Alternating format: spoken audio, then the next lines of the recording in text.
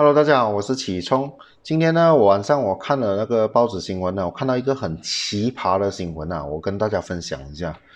这新闻呢，就是我们的环境部长，就是来自回教党的伊布拉辛啊，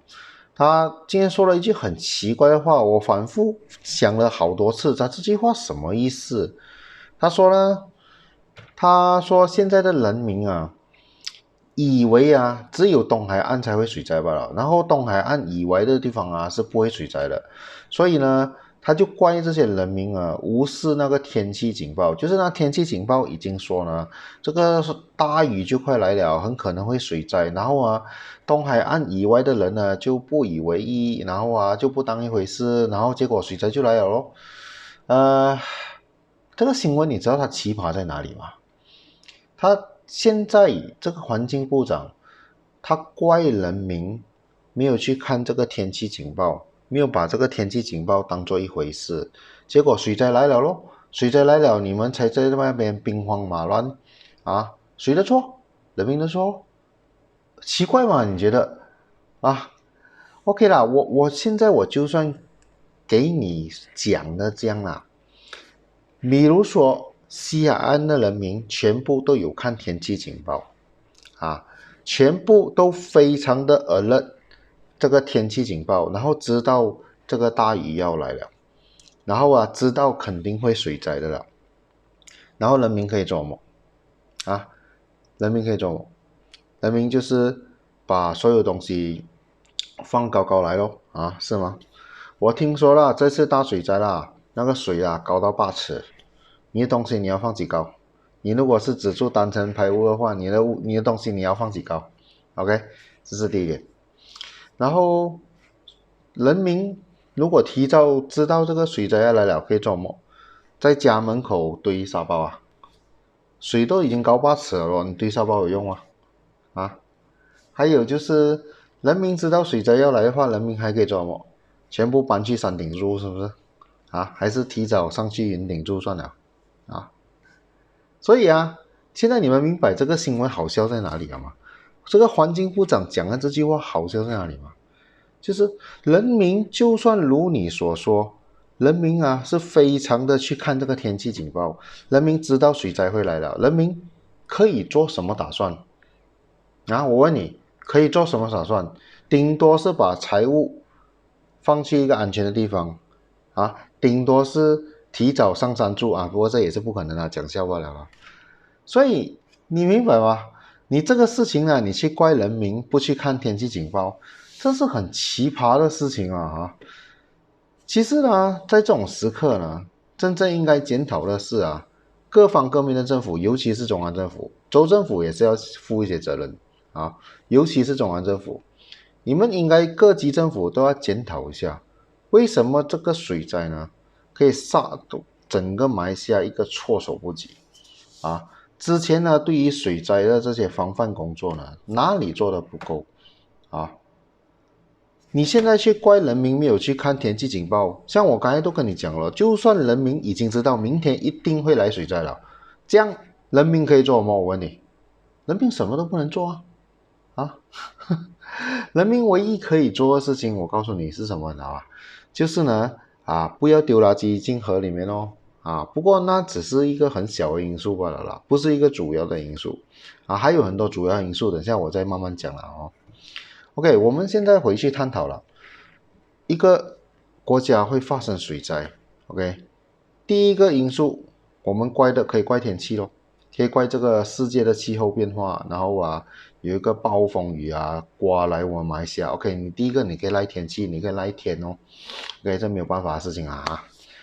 OK， 第二个东西就是通常水灾会来有什么原因？就是那个森林砍到很够力咯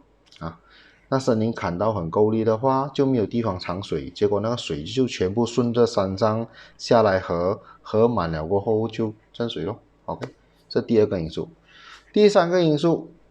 就是可能是那个房屋发展到太严重跟那砍伐森林有关系啦。就是砍伐森林过后来做房屋发展，然后呢房屋发展呢又不蓄水咯，结果那个大雨下来的时候就全部土崩，然后水就全部滋下，然后河水满又是镇水咯。然后之后还有一个因素就是我刚才讲的，人们乱丢垃圾，塞满了所有河跟龙沟，然后呢，就大雨来的时候河水又满了，又增水了，这些都是原因，很多原因。OK， 还有一个原因就是呢，可能政府对于这个水利的规划不够完善，就是它并没有办法承受很大的雨量。当这个雨量超出了平常的程度的时候这个雨就没有办法排出去到时候就河水涨上来就增水了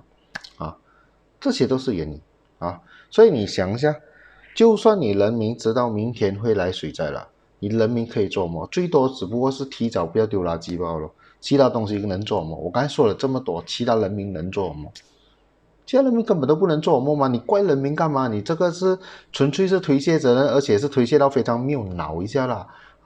我现在再一次跟你重复，就算人民知道明天肯定会来水灾了，今天人民可以做什么所以应该检讨一下各级政府到底要做什么OK， 我给你们一些例子啦。OK， 我最近看一个视频是讲新加坡的市中心在很早期的时候是时常会有大增水的然后呢，后来呢，他们就发现到一点，就是呢，日本大城市，尤其是东京那边，他们那边的下雨量比新加坡还要多。可是为什么从来没有看过日本那边增水了日本的市区为什么从来没有增水了？然后新加坡就去那边取经了，然后他们终于发现到他们是怎样做的。他们在整个东京的城市的底下很深很深，比地铁还深的深度，他们挖了一个很大个的池，整个东京的地下就是一个很大的池，戏水池你平时只听说戏水池是在山上，你没有想过戏水池可以在地下OK， 然后这个戏水池，我不知道你们有没有看一个电影就是那个最近的那个唐人街干探第3季是在日本的，它最后那个地点在一个水槽里面地下水槽就是在那个地方那个地点就是在整个东京的地下有一个很大的戏水池。然后当有下雨的时候要水灾的时候那些水呢就会引去地下那个戏水池，所以你在地面上你看不到水，因为那些水会先装满下面而且下面那个戏水池是很大的，装不满的等到雨过了过后才把那些水排出来，所以东京的城市就不会有水灾。然后新加坡参考了这一点过后呢，他就照样的同一个版本搬回去新加坡做，然后新加坡就真的是做好了，就是在地下挖了一个很大的戏水池，然后每次有下雨下很大雨的时候，那个水就会引去下面的戏水池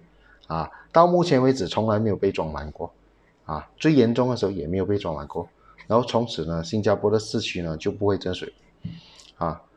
这是一个方法。OK， 新加坡从东京那边学的，这样请问一下，我们马来西亚能不能跟新加坡跟东京学呢？这些都是一个方法其他先进国家为什么没有这样的问题？为什么我们马来西亚会有这样的问题？这些都是用科技可以解决的问题可是马来西亚可能连最基本的水利都没有做好我就说地面上的那种河龙沟那些水利系统都没有做好，更不用讲在地下挖一个这么大的工程可以往这个方向去想，如何运用科技来解决这个长期水患的问题。而且我告诉你，我就以新加坡为例，我刚才说新加坡那个地下戏水池从来没有满过，为什么？因为呢，他所准备的那个存水量不是刚刚好罢了，刚刚好够你一场大雨吧，他已经预备了好几倍的空间就是看你历史上最大的水量再乘以3-4倍它是已经预测可以比历史上最严重的水灾再多3-4倍它都可以承受所以你看马来西亚虽然说上一次水灾是50年前50年前，然后这一次是第2次大水灾，所以如果接下来呢，马来西亚政府呢要朝这个方向前进的话呢，他所准备的方案起码要是这一次水灾的2倍，就是可以承受这一次水灾的水量的2倍以上，才够安全。这样下一次的来一次更够力了是不是才可以挡得住？都是这样你不可以算到刚刚好了所以我这里只是给一个方向，各级政府，尤其是中央政府，因为这么大的工程涉及了所有水利的工程，只有中央政府才能做所以中央政府才是最有责任要做好这一些东西我现在说回这个环境部长，这个环境部长呢，他也可以做很多东西尤其是那些砍伐树林OK， 这个应该是环境部管的吧？还有就是河如果塞满了垃圾，应该也是环境部管吧？环境部可以管的这些东西没有管还有水利局所以就朝这个方向，我们必须要做一个长期的措施方案，来防止长期的水患的问题经过了这一次过后钱了掉没有办法 OK， 接下来你们要做怎样预防下一次的水灾，这个才是政府应该做的嘛。可是我们马来西亚的政府怪人民没有看天气警报，我看到这个新闻我也不会掉这样也可以当然啦，我们也不要忘记啦，这个环境部长是来自什么党？回教党，他没有把他神搬出来我们的阿弥陀佛了OK， 今天我就跟大家分享到此为止，谢谢大家，拜拜。